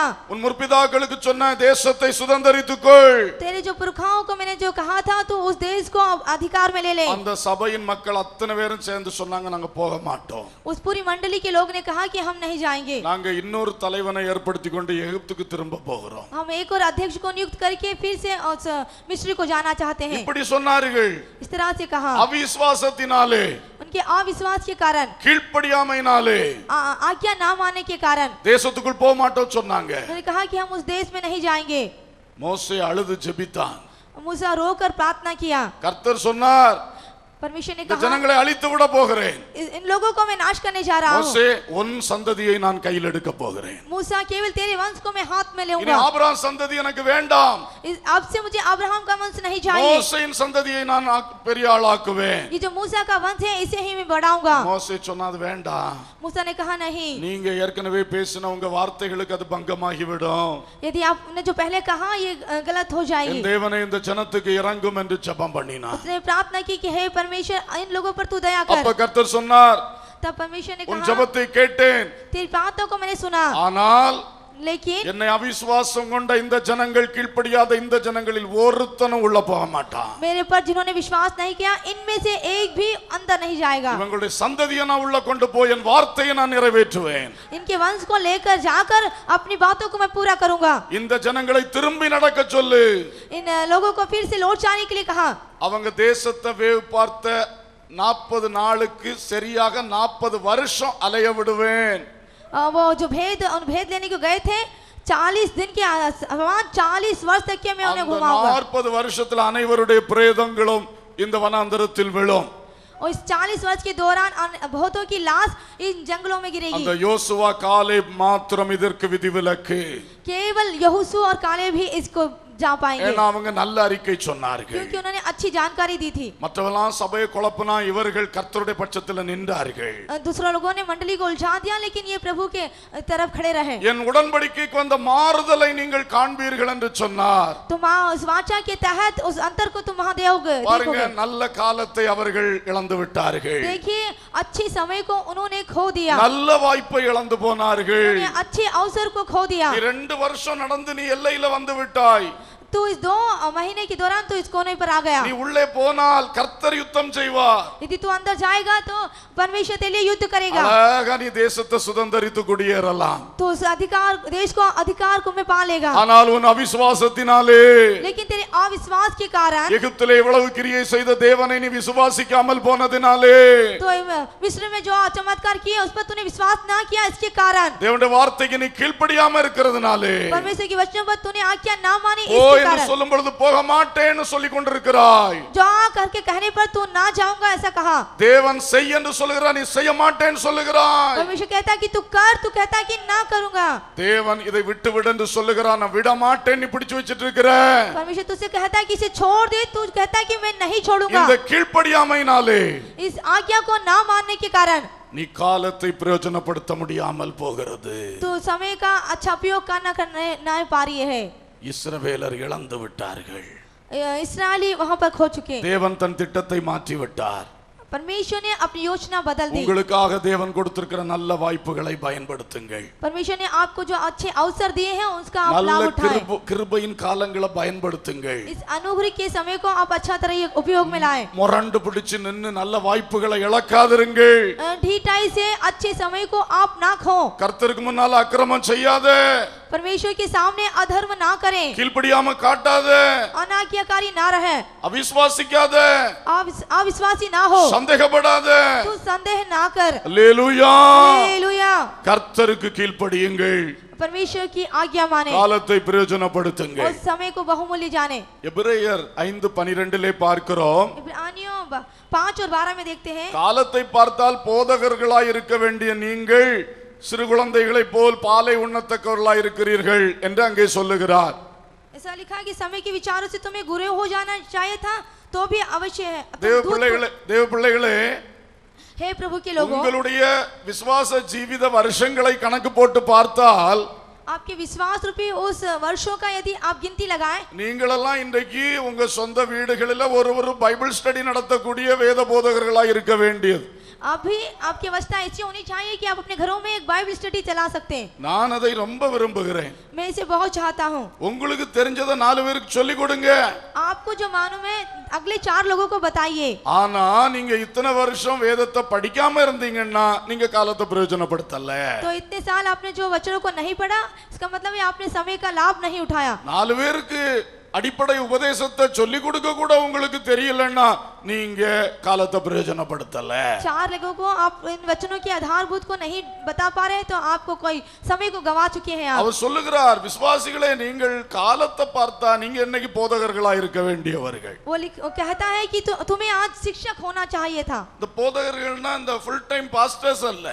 ये जो शिक्षक है, उपदेश देने वाले हैं, फुल टाइम पास्टर्स नहीं। டீச் பண்றவர்கள், சொல்லி கொடுக்கிறவர்கள், शिक्षा को देने वाले, வசனத்தை சொல்லி கொடுக்கிறது. वचनों को बताने वाले। உங்க வீட திறந்து 4 பிள்ளைகளுக்கு சொல்லி கொடுக்கலாமே. अपने घरों को खोलकर 4 बच्चों को इस बात को बताएं। 4 வாலிபர்களுக்கு சொல்லி கொடுக்கலாமே. 4 जवानों से बताएं। இல்ல ரிட்டையர்ட் ஆகி இருக்கக்கூடிய 4 முதியோர்களை கூப்பிட்டு வச்சு சொல்லி கொடுக்கலாமே. नहीं तो जो रिटायर्ड हो गए हैं 4 बुजुर्गों को भी बता सकते हैं। வாங்க, நேரம் போகாம இருக்கீங்க, 1 மணி நேரம் அதுல வாருங்க. आइए, आपका समय गुजर नहीं लगा, आप इस मीटिंग में आ रही है। வாங்க, உங்களுக்கு எல்லாம் தெரிஞ்ச ஒரு பாட்டு பாடுவோம். आपको जो मालूम है उस गीत को गाएं।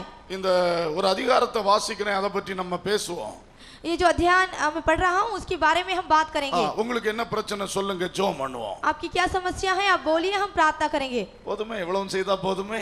इतना करना काफी है। अनेகருக்கு பிரயோஜனம் உண்டாகும். ये बहुतों को लाभ देगा। அல்லேலூயா. हालेलुया। இதுக்கு வேற எங்க போய் ட்ரைனிங் எடுக்கணும் நீங்க?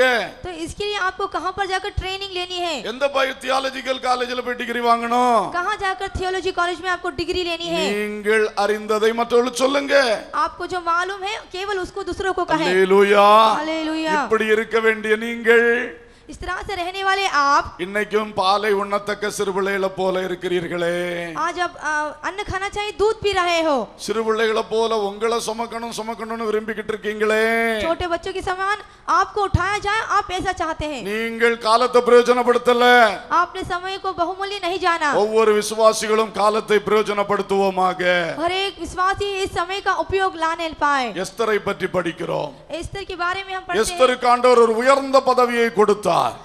एस्तर को परमेश्वर ने एक बड़ी उच्च पदवी को அந்த दिया। காலத்திலே தேவ ஜனத்துக்கு பெரிய உபத்திரவம் வந்தது. उन दिनों परमेश्वर के लोगों को बहुत ही दुख का समय आया। அவள் அதை பற்றி உணர்வில்லாமல் இருந்தாள். उस बात का एहसास एस्तर को नहीं था। அவளுக்கு அரண்மனையில நல்ல வசதி, நல்ல பதவி. महल में उसे अच्छी पद में था, अच्छी अवस्था में थी। ஆனால் மொர்தெகாய் உணர்த்தினார். लेकिन मोर्देके ने इस बात की जानकारी उसे दी। எஸ்தர் 4:14 அது இருக்கிறது. एस्तर 4 और 14 में लिखा है, இந்த காலத்தில் நீ மௌனமாய் இருந்தாய், यदि इस समय में तू चुप रही, யூதருக்கு ரட்சிப்பு வேறு வழியாய் வரும், यहूदियों का उद्धार दूसरे मार्ग से आएगा, நீயும் உன் தகப்பன் வீட்டாரும் அழிவீர்கள். तू और तेरा घराना नाश होगा। இந்த வார்த்தை அவளை தொட்டது. ये वचन उसे छू गया। ஓ, எனக்கு ஒரு கடமை இருக்கிறது இப்பொழுது. वो जान पाई कि मुझे इसमें एक कर्तव्य है। நான் ஆற்ற வேண்டிய ஒரு பொறுப்பு இருக்கிறது. मैं जहाँ पर चल सकूं एक जिम्मेदारी है। நான் செத்தாலும் சாகிறேன், उसने कहा चाहे मैं मर என் जाऊं, ஜனம் சாக கூடாது. मेरे लोग नाश ना होने पाए। ஜனத்துக்காக என்னை அர்ப்பணிக்கிறேன். मेरे लोगों के लिए मैं अपने आप को अर्पण करती हूँ। இந்த சொகுசு வாழ்க்கைக்காக அல்ல, एक सुखभोग के जीवन के लिए नहीं, இந்த மகாராணி பதவிக்காக அல்ல, ये महारानी उस पद के लिए नहीं, என் ஜனத்துக்காக நான் செயலாற்ற போகிறேன். मैं अपने लोगों के लिए काम करने जा रही हूँ। காலத்தை பிரயோஜனப்படுத்தினாள். उसने अपने समय का सही उपयोग किया। அவளும் காப்பாற்றப்பட்டாள், ஜனங்களும் காப்பாற்றப்பட்டார்கள். वो भी बच गई और उसके लोग भी बचाए गए। அல்லேலூயா. हालेलुया। இன்றைக்கு நம்முடைய தேசத்தில் தேவ ஜனத்துக்கு இக்கட்டு காலம், इन दिनों जो परमेश्वर के लोग हैं बहुत ही दुख का समय है தேவ ஜனத்துக்கு உபத்திரவ காலம். और दो लोगों को प्रभु के लोगों को सताया जा रहा है உன்னை ஜெபிக்கிற கிருபையை தேவன் தந்து வைத்திருக்கிறார். तुझे परमेश्वर ने प्रार्थना करने का अनुग्रह दिया ஜெபிக்கிற है அபிஷேகத்தை தந்து வச்சிருக்கிறார். और प्रार्थना करने का अभिषेक दिया है எத்தனையோ பேரால ஜெபிக்க முடியாது. कितने लोग ऐसी प्रार्थना नहीं कर पाते 10 நிமிஷத்துக்கு மேல ஜெபம் பண்ண தெரியாது அவங்களுக்கு. 10 मिनट के आगे प्रार्थना नहीं कर ஆனால் पाते உங்களால் ஜெபிக்க முடியும். लेकिन आपसे प्रार्थना करना हो सकता அபிஷேகத்தை है ஆண்டவர் ஊத்தி இருக்கிறார். वो अभिषेक आपको दिया है நீங்கள் ஆகஸ்ட் 15 என்ன செய்ய போகிறீர்கள்? आप अगस्त 15 तारीख को क्या करने जा रहे हैं ஜெபிக்கும்படி வர போகிறீர்களா? क्या आप प्रार्थना में आना चाह रहे हैं அல்லது விருந்து வீட்டு புரோகிராம் போக போகிறீர்களா? या फिर किसी प्रतिभोज के घर में जाना है இது திறப்பில் இருக்க வேண்டிய காலம். ये बाड़े पर खड़े होने का समय है தேசத்துக்காக ஜெபிக்க வேண்டிய காலம். देश के लिए प्रार्थना करने का समय है எஸ்தரும் தாதிமாரும் 3 நாள் அரண்மனைக்குள் உபவாச கூட்டம் நடத்தினார்கள். एस्तर और उसकी सहेलियों ने 3 दिन महल में उपवास அந்த किया மொர்தெகாய் அந்த சூசான் பட்டணத்திலே உபவாச கூட்டம் நடத்தினார். जो मोर्देके ने उस सुसन के उस नगर में எல்லா उपवास किया யூதர்களும் ஜெபித்தார்கள். सभी यहूदियों ने प्रार्थनाएं की காரியம் மாறுதலாய் முடிந்தது. और कार्य सफल हो கரங்களை गया தட்டி கர்த்தரை மகிமைப்படுத்துவோம். ताली बजाकर காரியம் மாறுதலாய் முடிந்தது. कार्य अच्छी बातों में बदल गया இந்த தேசத்திலும் அதே கிரியை கர்த்தர் செய்வார். इस देश में परमेश्वर ऐसी काम करने जा रहा है அல்லேலூயா. हालेलुया எஸ்தர்களே, हे एस्तरो மொர்தெகாய்களே, हे मोर्देको காலத்தை உணர்ந்து கொள்ளுங்கள். अपने समय को एहसास करें ஜெபிக்க தீர்மானியுங்கள். प्रार्थना करने का निर्णय लें அனுதினமும் கொஞ்ச நேரமாவது தேசத்துக்காய் திறப்பில் நின்று ஜெபம் பண்ணுங்க. हर एक दिन कुछ ही समय देश के लिए प्रार्थना करें 4 பேர் 5 பேர் கூடி தேசத்தின் எழுப்புதலுக்காய் கதறி ஜெபியுங்கள். 4-5 लोग मिलकर देश की जागृति के लिए रोइए சில சகோதரர்கள் மலைகளிலே பாறைகளிலே ஜெபிக்கிற செய்தி நான் கேட்டு ரொம்ப சந்தோஷப்படுகிறேன். कुछ एक भाई पहाड़ों पर और चट्टानों पर जाकर प्रार्थना करने का खबर मुझे मिली ये बहुत खुश हुआ ராத்திரியெல்லாம் ஜெபிக்கிறார்கள். पूरी रात भर वो प्रार्थना करते हैं இன்னும் இப்படிப்பட்ட ஜெபங்கள் பெருகட்டும். इस तरह की प्रार्थनाएं और अधिक बढ़ने पाए உங்கள் வீடுகளில் இப்படிப்பட்ட ஜெபங்கள் எழும்பட்டும். तुम्हारे घरों में इस तरह की प्रार्थनाएं उठने पाए நம்முடைய சபை திறந்தே இருக்கிறது. எப்ப வேணாலும் வந்து ஜெபம் பண்ணுங்க. हमारा चर्च हमेशा खुला है जब कभी चाहे आप प्रार्थना कर सकते ஒரு हैं குழுவா வந்து ஜெபம் பண்ணுங்க. एक समूह के साथ आकर प्रार्थना करें மிஷன் வீட்ல வந்து சாவி கேட்டா தருவாங்க. மாடியில போய் உட்கார்ந்து ஃப்ரீயா ஜெபம் பண்ணலாம். आप मिशन घर में जाकर यदि चाबी मांगे तो आप ऊपर जाकर प्रार्थना कर सकते हैं ஜெபிக்க வாருங்கள். आप प्रार्थना के लिए आइए தேசத்துக்காய் திறப்பிலே நில்லுங்கள். देश के लिए उस बाड़े पर खड़े होए இந்த காலத்தில் மௌனமாயிராதிருங்கள். इस समय में आप चुप ना रहें அல்லேலூயா. हालेलुया கடைசியாக ஒரு வசனம் வாசியுங்கள். अंत में एक वचन पढ़िए யோவான் 9:4. यूहन्ना 9 और उसका 4वां वचन பகற்காலம் இருக்கும் மட்டும் நான் என்னை அனுப்பினவருடைய கிரியைகளை செய்ய வேண்டும் ஒருவனும் கிரியை செய்யக்கூடாத ராக்காலம் வருகிறது இயேசு சொன்ன வார்த்தை. यीशु ने कहा இயேசுக்கு தெரியும் இது எனக்கு பகற்காலம். यीशु को ये मालूम था कि ये जो मेरा दिन का समय है ஒரு நாள் என்னை கைது செய்வார்கள். एक दिन मुझे कैद किया जाएगा என்னை விசாரணைக்கு உட்படுத்துவார்கள். और मेरी जांच पड़ताल की जाएगी என்னை சிலுவையில் அடித்து கொல்லுவார்கள். और मुझे क्रूस पर टंगाकर मार दिया जाएगा அது ராத்திரி காலம். वह रात का समय होगा அந்த ராக்காலத்தில் என்னால் கிரியை செய்ய முடியாது. उस रात के समय में कुछ काम नहीं कर पाएंगे என்னால் பிரசங்கம் பண்ண முடியாது. संदेश नहीं दे पाएंगे அற்புதங்கள் செய்ய முடியாது. चमत्कार नहीं हो पाएंगे என் கைகள் கட்டப்படும். क्योंकि मेरे हाथ बांध दिए जाएंगे சிலுவையில் அறையப்படுவேன். और क्रूस पर चढ़ा दिया जाऊंगा அதுவரைக்கும் ஒரு பகற்காலம் எனக்கு கொடுக்கப்பட்டிருக்கிறது. उस समय तक के मुझे एक दिन का समय दिया गया है பகற்காலத்தில் நான் கிரியை செய்ய வேண்டும். क्योंकि दिन के समय में काम करना है இரவெல்லாம் ஜெபித்தார். उसे रात भर प्रार्थना की பகலெல்லாம் ஊழியம் செய்தார். दिन भर सेवा की பயணங்கள் மேற்கொண்டார். और यात्रा पर यात्रा की கிடைத்த வாய்ப்பெல்லாம் பயன்படுத்தினார். और जो भी अवसर मिला उसने उसका उपयोग किया பசியோடு இருந்த நேரங்கள் உண்டு. भूखे रहने का भी समय आया களைப்போடு இருந்த நேரங்கள் உண்டு.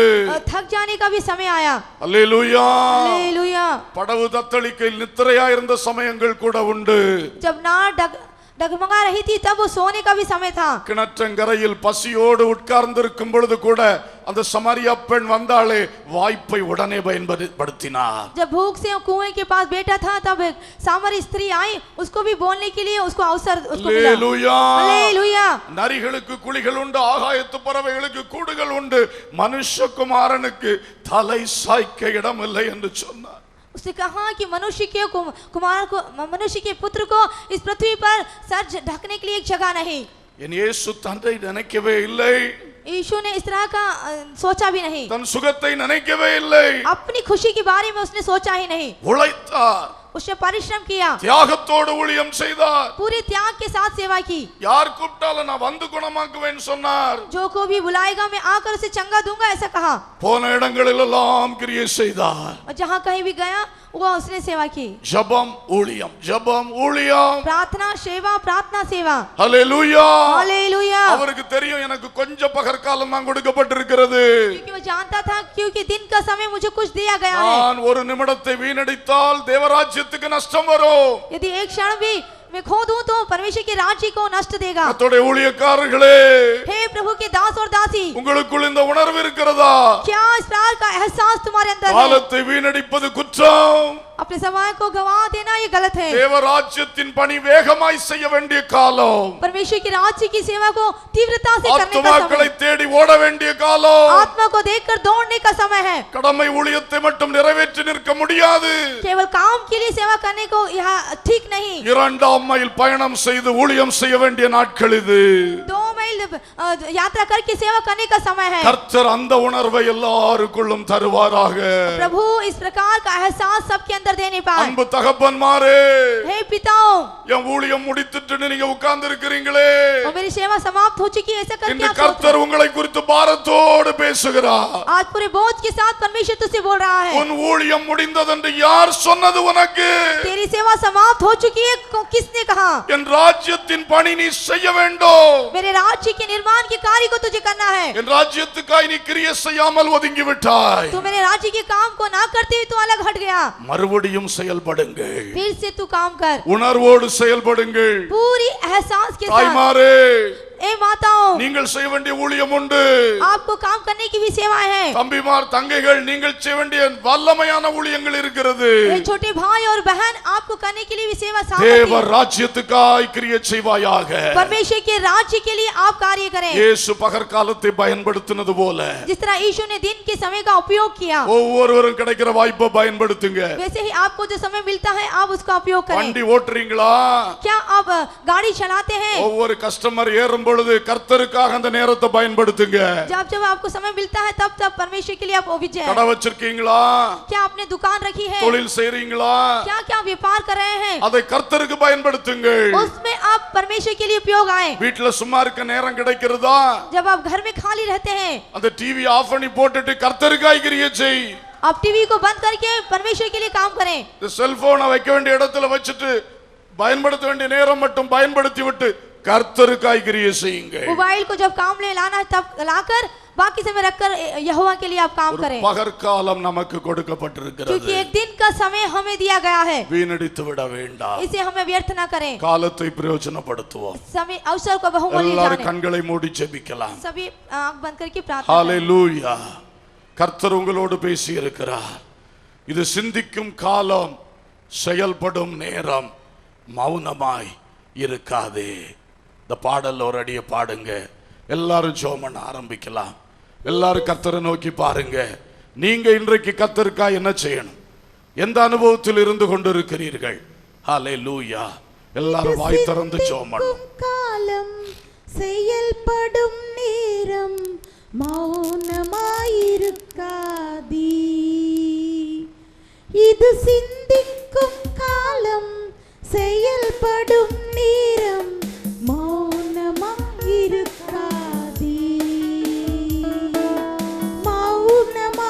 மௌனமாயிருக்காதீ, நீ மௌனமாயிருக்காதீ,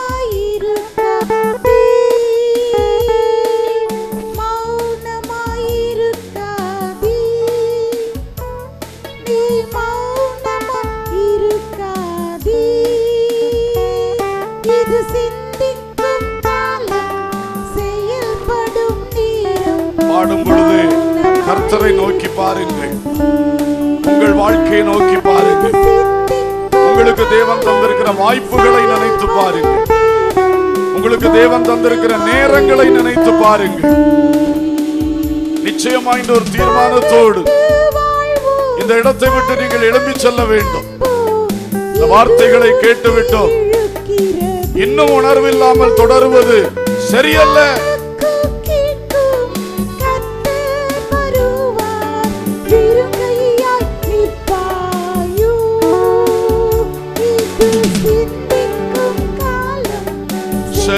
செயல்படும் நேரம் மௌனமாயிருக்காதே. சிந்திக்கும் காலம் நீ செயல்படும் நேரம் மௌனமாயிருக்காதே. இது சிந்திக்கும் காலம் செயல்படும் நேரம் மௌனமாயிருக்காதே. வாய் திறந்து சொல்லுங்க ஆண்டவர்ட்ட, மௌனமாயிராமல் பேசுங்கள். தேவனே, நான் இந்த காரியத்தை இன்னைக்கு சரிப்படுத்துறேன்.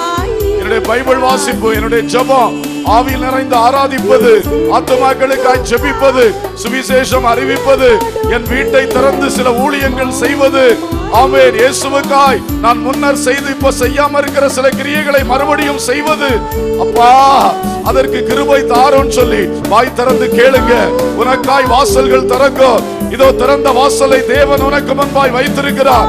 ஒருவனும் அதை பூட்ட மாட்டார். நீயாக அடைத்து போடாதே, நீயாக ஒதுங்கி போகாதே. கர்த்தர் செய்ய நினைத்ததை, உன்னை கொண்டு செய்ய நினைத்ததை நீ தடைப்படுத்தாதே. கர்த்தருக்கு ஒப்பு கொடு. கர்த்தருடைய கரத்திலே மறுபடியும் கடந்து வா. கர்த்தர் உன்னை வல்லமையான ஒரு ஆயுதமாய் பயன்படுத்த விரும்புகிறார். ஓ ரப சந்தலப கபலா ஷிகமரபதலா. ஓ ஹalleluya. கர்த்தருடைய வல்லமையான கரம் சிலர் மேல் வந்து அமர்ந்து கொண்டிருக்கிறது. ஆமென். மகனே, மறுபடியும் கர்த்தர் உன்னை கொண்டு செய்ய நினைத்ததை செய்யும்படி உன்மேல் கரம் வைக்கிறார். மகளே, உன்மேல் கரம் வைக்கிறார். கர்த்தருடைய கரத்தில் வா. கர்த்தருடைய கரத்தில் எழுந்து வா. எழுந்து வா. கர்த்தர் உன்னை பயன்படுத்தும் காலம். கர்த்தர் உனக்காக, உன்னை கொண்டு செய்வதற்காக திட்டமிட்ட காரியங்களை செயல்படுத்தும் வேளை. உரபா ஷகலா துரபதல கதுனமா. ஓ சிபபா பாபா ரக்தலபா கபலபா ஷலபா. கட்டுகள் உடையட்டும். எல்லாருடைய உள்ளத்தில் இருக்கிற தடைகள் அகலட்டும். இதுவரை செயல்பட முடியாத அந்த முடிச்சுகள் எல்லாம் அவிழ்க்கப்படட்டும். உரபதல ஷபலபா. கைகளை தட்டி கர்த்தரை துதியுங்கள். கர்த்தரை மகிமைப்படுத்துங்கள். பரிசுத்த ஆவிக்கு இடம் கொடுங்கள். பரிசுத்த ஆவி உங்கள் முடிச்சுகளை அவிழ்க்கட்டும். கட்டுகளை அவிழ்க்கட்டும். உரபா கதலபா ஷபலபலபா கபலபலபலபலபா. ஓ ஹalleluya, ஹalleluya. யாரோ சொன்ன வார்த்தை உனக்கு முடிச்சு போட்டு விட்டதா? நீ நினைத்த ஒரு காரியம் முடிச்சு போட்டு விட்டதா? உன்னுடைய சோர்வு உன்னை முடக்கி வைத்து விட்டதா? இன்று பகல் வேளை கர்த்தர் கட்டுகளை அவிழ்க்கிறார். கர்த்தர் கட்டுகளை அவிழ்க்கிறார். இடங்கொடு மகனே, இடங்கொடு மகளே. ரபாலா ஷகதரபதலபல விகபலபா. ஓ சிபலப கபலப துர சந்தரபதலப விகபலபா. உன்னை கர்த்தர் எந்த அழகான ஸ்தானத்தில் வைத்திருந்தார். எவ்வளவு பிரயோஜனப்பட்டு கொண்டிருந்தாய். விட்டு விட்டாயே. மறுபடியும் கட்டுகளை அவிழ்க்கிறார். பயன்படு, பயன்படு. கர்த்தருக்காய் எழும்பு. உலபாதலா ஷபலபா கபரா துரபா சந்தலா. ஹalleluya, ஹalleluya, ஹalleluya. ஒவ்வொரு பிள்ளைகளும் எழும்பத்தக்கதாய், காலத்தை குறித்து அறிவுண்டாகத்தக்கதாய், வாலிப உள்ளங்கள் வாலிப நாட்களில் இயேசுவுக்காய் எழும்பும்படியாய் கிருபை ஊற்றுவீராக, கிருபை ஊற்றுவீராக. கரங்களை தட்டி கர்த்தருக்கு நன்றி சொல்லுவோம். ஸ்தோத்திரம், ஸ்தோத்திரம், ஸ்தோத்திரம், ஸ்தோத்திரம், ஸ்தோத்திரம். அன்புள்ள பிதாவே, நல்ல தகப்பனே, நாங்கள் உம்மை துதிக்கின்றோம். காலத்தை பிரயோஜனப்படுத்திக் கொள்ளும்படி வார்த்தைகளை நீர் தந்ததற்காய் ஸ்தோத்திரம். நாங்கள் ஒவ்வொருவரும் உணர்வடைந்து எங்களுடைய அவிசுவாசங்களாலும் கீழ்ப்படியாமைகளாலும் உணர்வற்ற தன்மைகளாலும் காலத்தை புரிந்து கொள்ளாத தன்மைகளினாலும் வாய்ப்புகளை நஷ்டப்படுத்தின தன்மைகளாலும் இன்றைக்கு கட்டுண்டு கிடக்கிறோமே. இந்த கட்டுகள் எல்லாம் நீர் அவிழ்க்கிறதற்காய் ஸ்தோத்திரம். மறுபடியும் வாசல் திறக்கிறதற்காய் ஸ்தோத்திரம். வாய்ப்பு தருகிறதற்காய் ஸ்தோத்திரம். இவர்கள் ஒவ்வொருவரும் அதை பெற்றுக்கொள்ள பயன்படுத்த கிருபை செய்தருளும் அப்பா. நீ ஆதியில் செய்த கிரியைகளை மறுபடியும் செய்வாயாக என்று சொன்ன கட்டளைப்படியாக எல்லா பிள்ளைகளும் எழுந்து கர்த்தருக்காய் செயல்பட, ஜெபிக்க, துதிக்க, ஆராதிக்க, கர்த்தருக்காக, இயேசுவுக்காக, இயேசுவுக்காக என்று துடிதுடிப்போடு வாழ உதவி செய்வீராக. தேசத்துக்காய் திறப்பில் நிற்க விசேஷித்த கிருபைகளை ஊற்றும். வாலிப பிள்ளைகள் வாலிபத்தின் ஒரு நிமிடத்தை கூட வீணடிக்காமல் கட்டி எழுப்பப்பட உதவி செய்யும். ஆசீர்வதியும். இந்த சபையிலே பெரிய காரியங்களை செய்யும். தேசத்திலே பெரிய காரியங்களை செய்யும். தேவ கிருபைக்கு எங்களை ஒப்பு கொடுக்கின்றோம். சகல துதியும் கனமும் மகிமையும் உமக்கே ஏறெடுக்கிறோம். இயேசுவின் நாமத்தில் கேட்கிறோம் ஜீவனுள்ள பிதாவே, ஆமென்.